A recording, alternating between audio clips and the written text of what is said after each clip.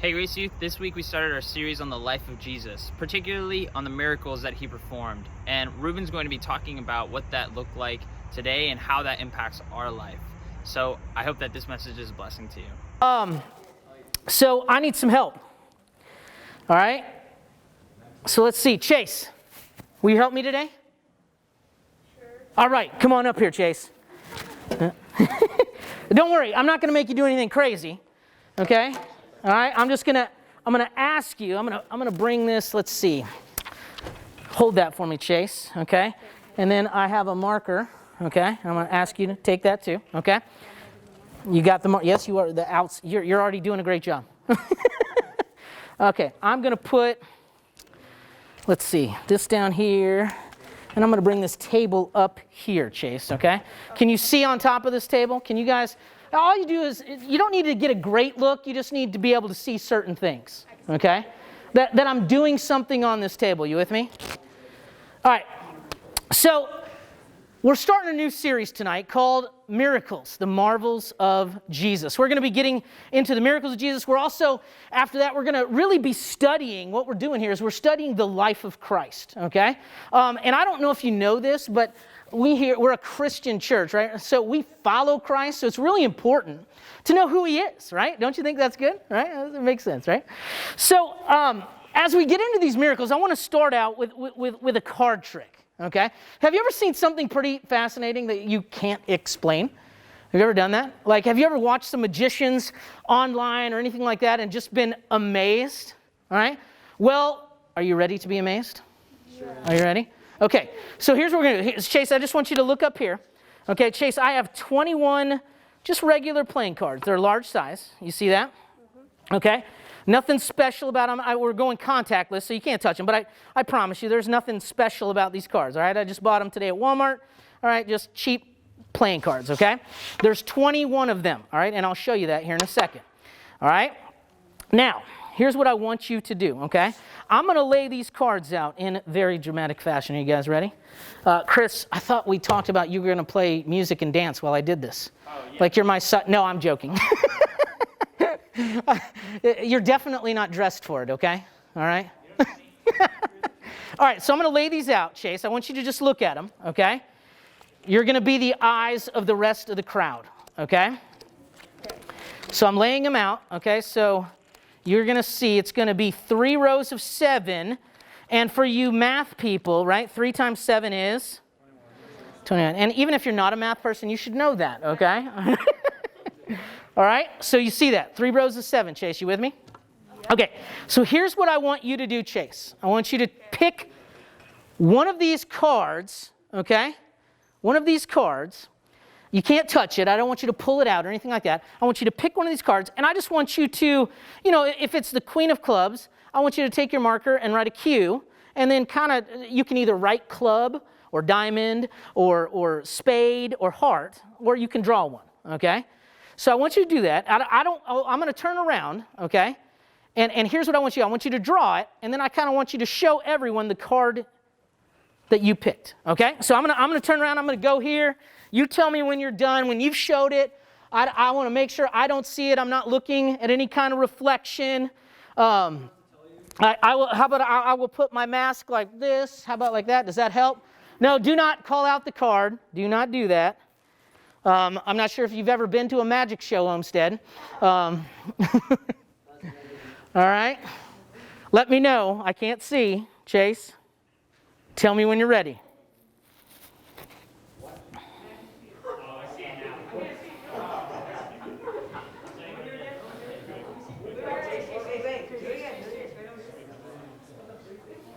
Are we good? Okay, hide it so I can't see it. I'm turning around. Okay, make sure I can't see that, Chase. Okay, I'll take that marker back. Okay, you got it. Make sure. Keep it tight to your chest, okay? In fact, here's what I want you to do. I want you to fold it in half, okay, so I can't see it. Fold it in half so I can't see it. That way, there's no chance of me seeing it. You good? Yep. Okay. All right, Chase, with the help of this crowd, listen, okay? We're going to find that card, all right, in dramatic fashion. Are you ready? Okay, so here's all I want to know, Chase. Which line or pile, whichever you want to talk, or we'll call it, is your card in? Don't tell me what your card is. Just tell me which one. Is it a 1, 2, or 3? 2. It's in 2, and it's in the middle? All right, okay. So, I am going to, by process of elimination, all right, and developing a mental psychokinetic contact with you, because we're contactless, okay? So all we can do is mental right now. Try to determine what your card is, okay? As I go through this. Now I'm going to line them back up in our rows of 7, okay? Are you with me? Are you watching? Be careful. Don't give it away by looking at your card too strongly, because I can feel it. Oh! All right, I lost it. Okay, so here's what I need to know, Chase. Which line is it in now? Is it in 1, 2, or 3? 2. It's still in the middle. Yes. Well, that's not good. Okay, all right, that's not good, because here's what that means. I don't know what it is. All right, so here's what I need you to do. I need you to really think about your card, okay? Because I'm going to do this one more time, and if it doesn't work on the 3rd time, that's a problem, okay? Because then the trick gets really boring. All right? You know, we can't just do this all night, Chase. I don't have time, all right? No, Yes. No, I didn't have it. I thought I had it. I thought I had it. All right, you with me? You with me? Yeah. Okay, still here. Don't lose it, Chase. Don't lose it. You remember what your card is? Yeah, it's on the paper. Okay, that's right. That's good. That's helpful. Okay, Chase, last time. Which line is it in? Don't say the middle. 1. It's in this one now? Oh. Actually, I was trying to do some psycho stuff, you know, and you were supposed to say the middle. All right, here we go. Okay, Chase, I got it. Are you ready, Chase? Yep. This is where it gets tricky. Did you like that? All right. Somebody got it over there. Awesome. Okay. Watch. You got to watch, Chase. This is where it gets tricky, okay? I'm watching.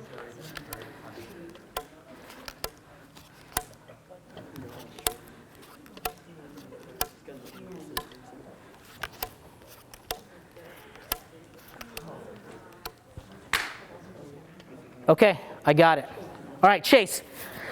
I got it, but I still need your help, okay? You guys, you with me? You ready? You know what the card is too, right? Okay, here you go. Chase, here's what I want you to do. I want you to pick 2 piles. Just point to them. You point, out of these 5 piles, you point to 2 piles. Just point to them.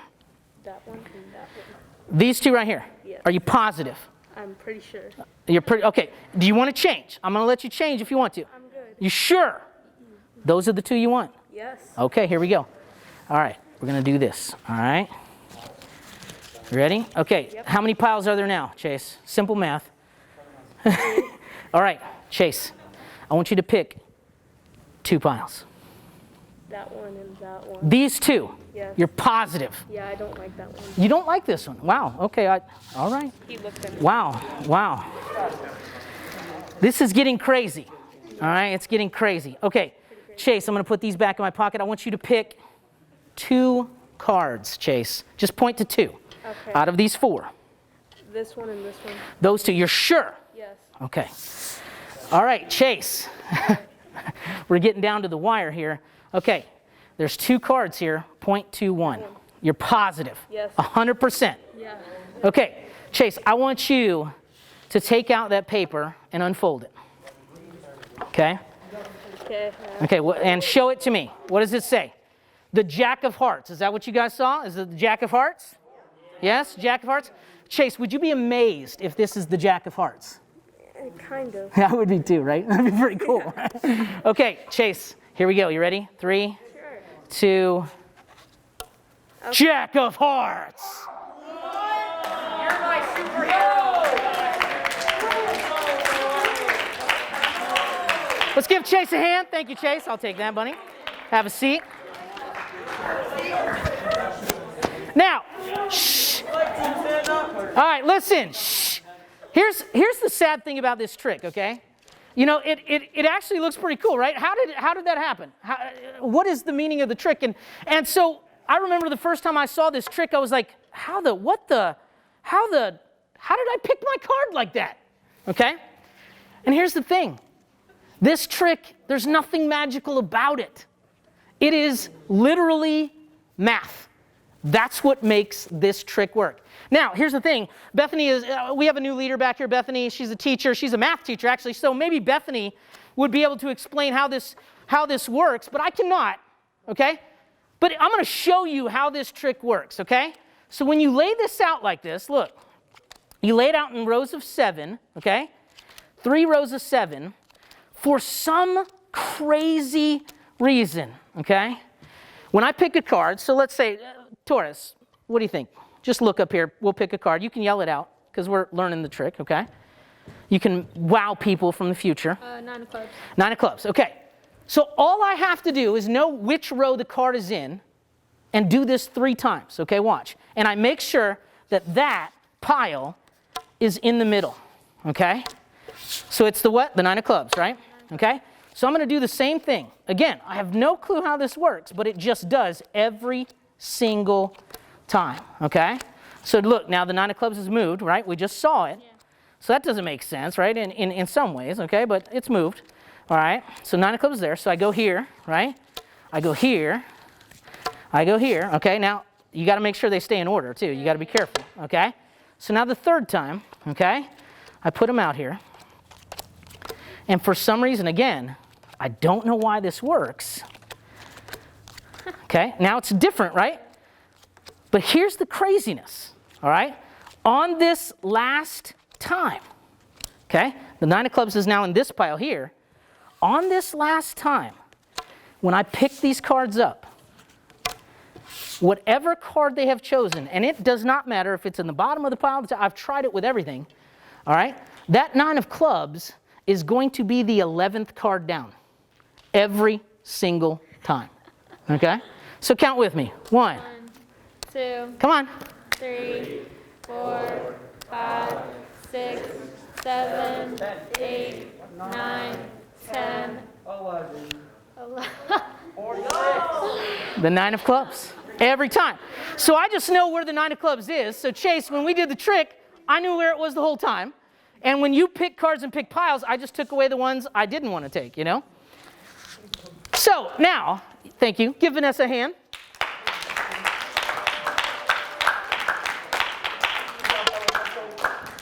So listen, here's why I did that, okay? Here's something I want you to understand. When someone showed me how to do that trick, doesn't it become a lot less lackluster? Doesn't it become a lot less cool? I had the opportunity this summer to go to Ohio, and we were at Lake Erie, and they had this strip kind of like, you know, you do it almost, it was a little beach town. Like every beach town kind of has the little strip, and it's got ice cream shops and restaurants and weird stores, right? Well, one of the stores was a magic shop. And me and the boys went in, and Trini went in every now and then, but we would go because no one else was there, okay? But this guy would spend time with us, and he would tell me, and he was really smart, okay? Because I spent a lot of money in this magic shop. Because here's what he would say. He would show us a trick, and then he would say, I'll show you how to do this if you'll buy the trick. So what would you do? I'll buy it, right? So I've got like 8 magic tricks at home right now that I don't really know how to do real well. So that's why I didn't bring any of those. But here's the thing. He would show us trick after trick, and when he'd show us that first time, I had to know how to do it. I was like, all right, I'll buy that trick. I need to know. And every single time he would reveal how the trick was done, it ruined it. Because you're like, what? That's how you did that? It was so anticlimactic. I say all that to think about this. When we talk about the miracles of Jesus, there's no trickery, guys. There's no trickery. This is real. This is not abracadabra moments. Jesus is the Son of God. He claimed to be. We'll talk about that as we go through the life of Christ. But that being said, listen, because of that, he's omnipotent. He's all powerful. And a question always comes up when I'm talking to people about Jesus. People always love to say this. Do you really believe that Jesus could do miracles? Do you really believe that? Because if someone else were to say that to you, as far as I could turn, we're looking at a miracle tonight where Jesus turns water into wine. If I said I could do that, would you really believe I could, even if I showed you I could do it? Would you really believe I could really do that? Or would you believe there's some trick to it, right? There's some illusion to it. Because that's how I would think. And when it comes to Jesus, they're like, that's garbage. I've heard people say it time and time again. There's no way. Here's the funny thing. We've been going through this parable series on Sundays. I don't know if you've had a chance to come to one of our outdoor services. But one of them, when they talked about it, it's so funny because the Pharisees, the Sadducees, they never denied Jesus could do miracles. They never said he was a magician and could do something crazy. They were more upset with how he was doing them, by whose power. Was it Satan?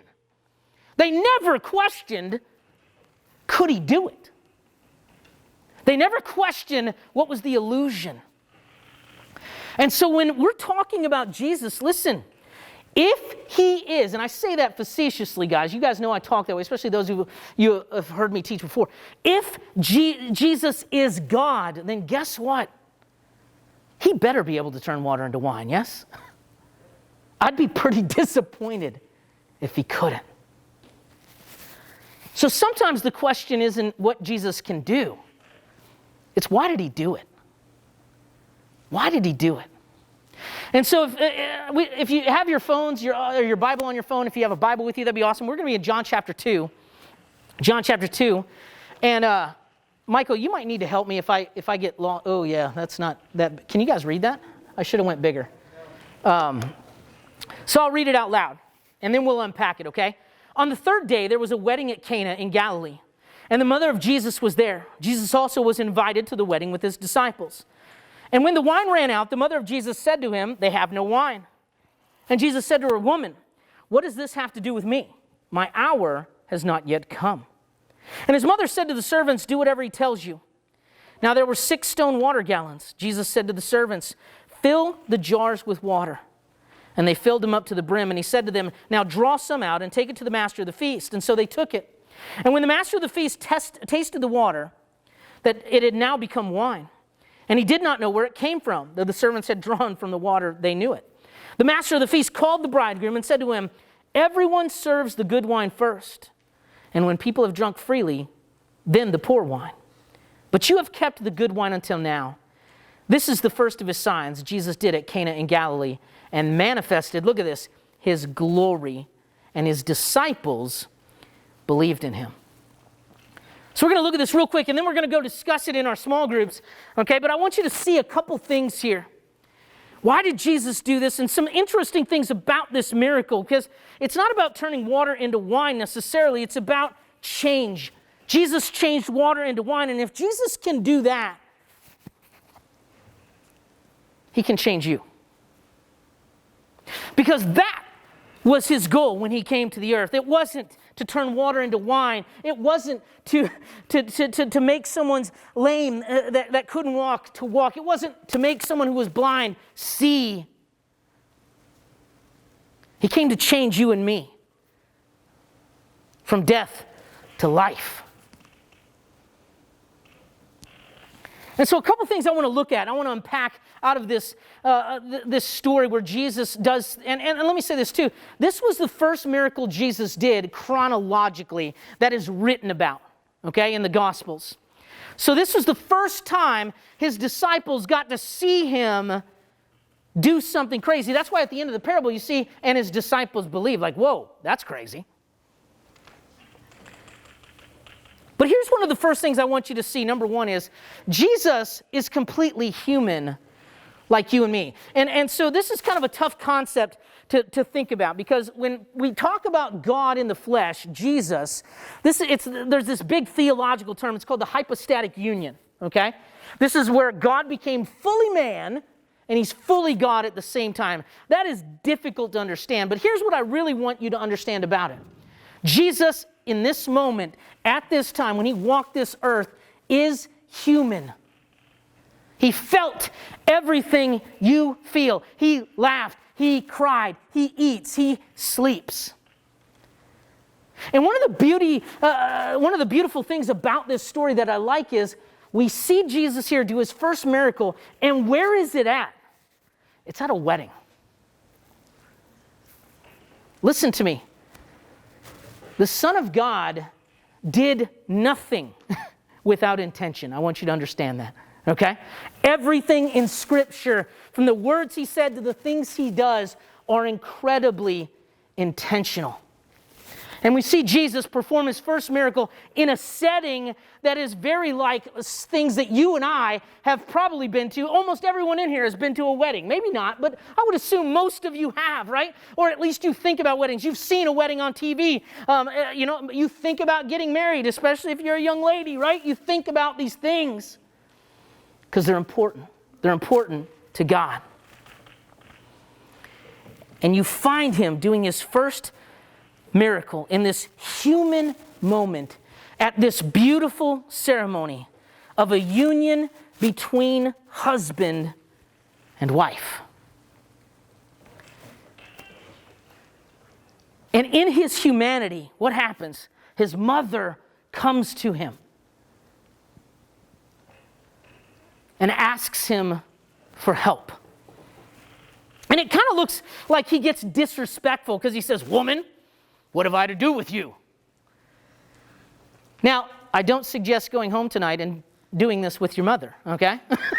Guess what I learned at church tonight, Mom? Right? When she, clean your room. "Woman, what do I have to do with you?" Don't do that. Please don't do that, all right? Okay? I want you to understand that's not the context of this statement, all right? If you notice, his mom was not offended, right? In fact, what she does is she turns. What does she do? She turns and she says, "Do whatever he says. Do whatever he says." And it's the beauty of this moment, right? That Jesus chooses this human wedding to perform a miracle. The second thing I want you to look at in this miracle, and we're going to move faster, okay, is Jesus uses normal things in this miracle, right? Sometimes I think when we think of miracles, when we think about Jesus, when we think about God, we think he's so far away, he's so up there. But Jesus is no magician, right? He's not using cards. He's not using illusions. He uses everyday things, regular water and stone jars. What does he say? He says, grab stone jars, grab receptacles, right? It would be anything you have in your house to hold water. And then the second thing he uses is water. So simple. So simple. He uses everyday things to perform miracles. He simply commands. And the water obeys. I want you to think about the power in that statement. And I go back to the premise. If he can change water into wine, he can change you. If he can change water into wine, he can change you from the inside out. The third thing I want us to look at is not only is he human, not only does he use normal things, but Jesus performs this miracle in public. In public. He performs this in public. And here's the thing. He allows his disciples to see. He allows his mom to see. Now, there were a lot of people at the wedding feast that didn't get to see this. But they would have heard about it. In fact, the master of the wedding feast wants to know what is going on. I guarantee he heard the story because it was unusual. But Jesus makes this public display. He changes things. He changes water into wine and water into wine. And here's the thing. Here's what I want you to understand about this. When he changes you from the inside out, listen, it's a public display. And I say this because sometimes we think, well, I'm going to keep Jesus in and I'm not going to talk about it. I'm not going to do anything about it. You know, I know Jesus. I follow Jesus, but I don't really do anything with him. I want you to understand that's not possible. Because when Jesus changes you, he does things that you wouldn't to you, that you would not normally do. You love different. You have compassion different. You treat others different. You treat money different. You treat power different. You treat things different. And it is public. And I'm not saying it's showy. I'm not saying you got to gloat about it. That's not what Jesus did here. He didn't run around the room and be like, water into wine, right? He didn't do that, right? He didn't do that. But the action was public. People knew. And when he changes you, he changes all of you. And it's public. The fourth thing that Jesus does here is he saves the best for last. Notice what he did here. This was something so contradictory to what a wedding feast would have been done, because typically they serve the best first. And then after everyone had drank, it says in the scriptures, they would typically serve the lame stuff, the cheap stuff, right? Here's what I want you to understand. Maybe you're here tonight and you don't know Jesus. You don't know what I'm talking about. But let me tell you what Jesus does when he changes your life and when you begin to follow him, when you start to learn about him. This is not the best. Jesus saves the best for last. In fact, when he saves us, when he changes us, he's saving us for life abundant, not just in this world, but after. He saves the best for last. For people who don't know Jesus, unfortunately, this is the best that it gets. And I don't know about you, but look around the room. It's a pretty good example. If this is the best we got, Lord, I need heaven right now. The older I get, the more I repeat the phrase, my wife and I, come Lord Jesus, come, come. Because my bones ache. My body aches. I get up in the morning and, you start making those old, you're like, and you don't even know why, right? You're just like, I don't even know what's going on here. And I think to myself, is this all there is? And what a hopeless thought that is. And when I talk to people who don't know God, who don't believe in God, this is what they think. This is it. This is it. This is as good as it gets. With Jesus, he saves the best for last. And with death, man, we get life. Lastly, Jesus' change water into wine. Helped the disciples do what? It helped them to believe. It helped them to believe. And let me tell you this, guys. The greatest apologetic, and you guys know an apologetic is a defense of the faith. Okay? Why I believe what I believe. And I, personally, this is my opinion, but I think 100% this is true. The greatest apologetic on the face of the earth, and here's what I mean by that. The greatest example for Jesus is a changed life. When God changes you, when Jesus lays his hand on you, when Jesus turns your metaphysical body from water into wine, listen to me, and others see it because it's public and they know the change, they see the change, they experience the change, the power of God. Man, I cannot tell you how many people I've seen come to Christ because of it.